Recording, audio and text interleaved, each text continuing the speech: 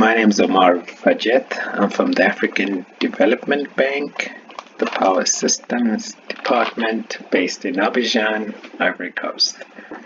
Today, I'm going to be taking you through the last chapter of the IPP Handbook, which is titled Other Types of PPAs.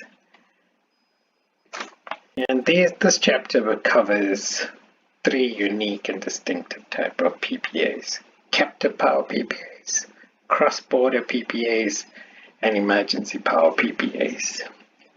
They're all very unique, and it needed a title, and it could not be placed in one bucket, so hence we've termed it other types of PPAs. If we look at captive power PPAs, it's targeted at a situation where a power plant is developed to provide power to a dedicated customer.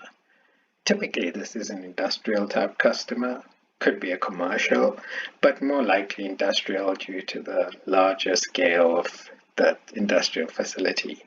It could use a grid to supply the power or wheel the power to the industrial facility, or it could be purely off-grid, where there's no grid connection between the industrial facility and the network at all, so totally off-grid, and these situations are all unique.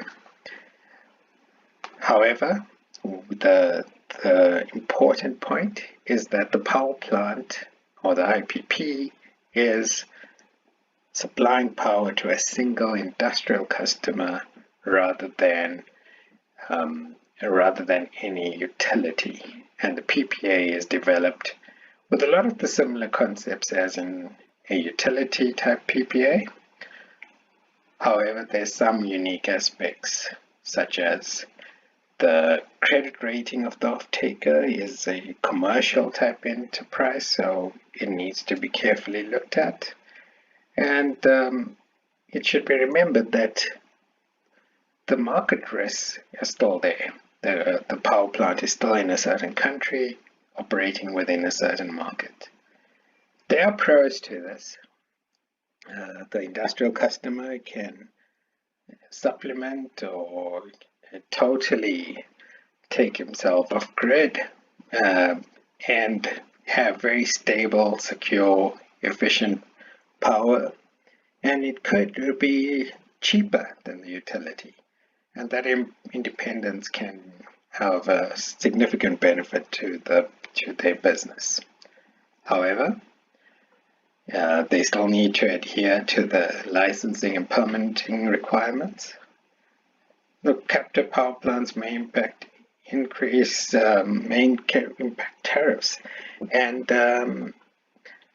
this is typical where you have many industrial type customers starting to develop their own power projects and sign up contracts with IPPs directly, and creating a situation where the utility, the demand that the utility has expected and has designed their tariffs for, decreases. And this results in a net average price of the power increasing, and creates a very difficult situation for the utility.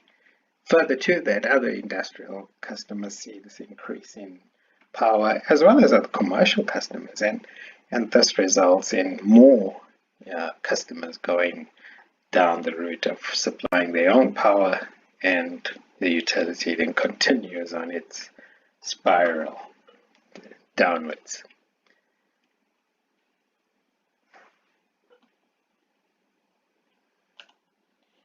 Cross-border PPAs are interesting.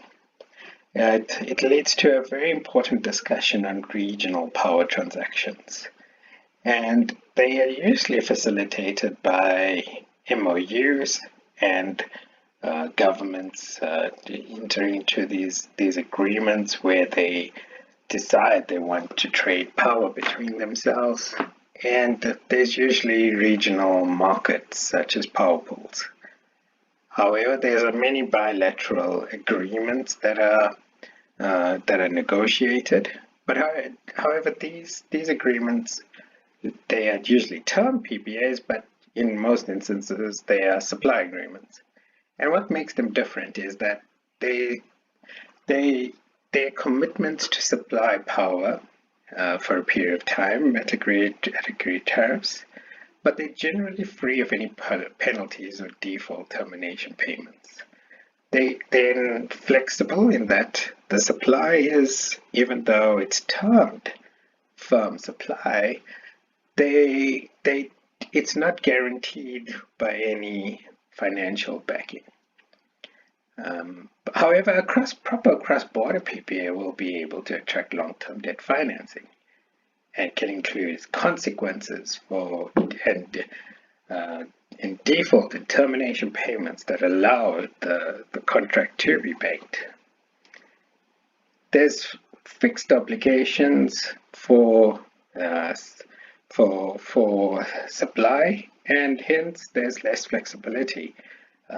If there is any deviation from these obligations, then there would be penalties, and that hence they are very different from supply agreements.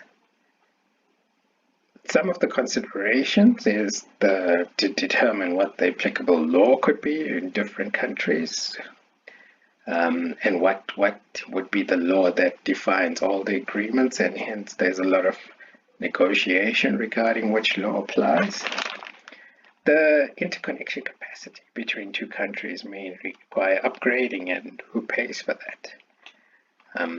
There's a lot of issues regarding faults and technical difficulties that need to be resolved, where one country's fault results in the network failures in the other country's networks, and who pays for any consequences from that. And where there's different currencies, there has to be some sort of agreement to what currency to be used. Now, there has been many of these contracts, and that has happened in Africa, including Zambia, DRC, Zambia, Zimbabwe. There's contracts between South Africa, Mozambique, and Eswatini.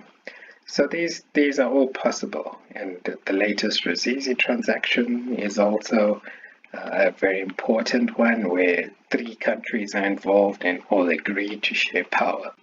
So these transactions are all possible and will lead to a great development for regional power as these PPAs become more bankable. The last type of PPA that we should talk about is emergency power projects. These are becoming more and more common across the continent. They provide short-term solutions, and they're designed to bridge the gap to allow for the development of long-term power supply solutions. They attract developers who use very mobile thermal power solutions such as diesel, heavy fuel oil, natural gas. And they may still require a little bit of infrastructure to connect these units to the grid or to any off-taker, but they do relocate at very low cost.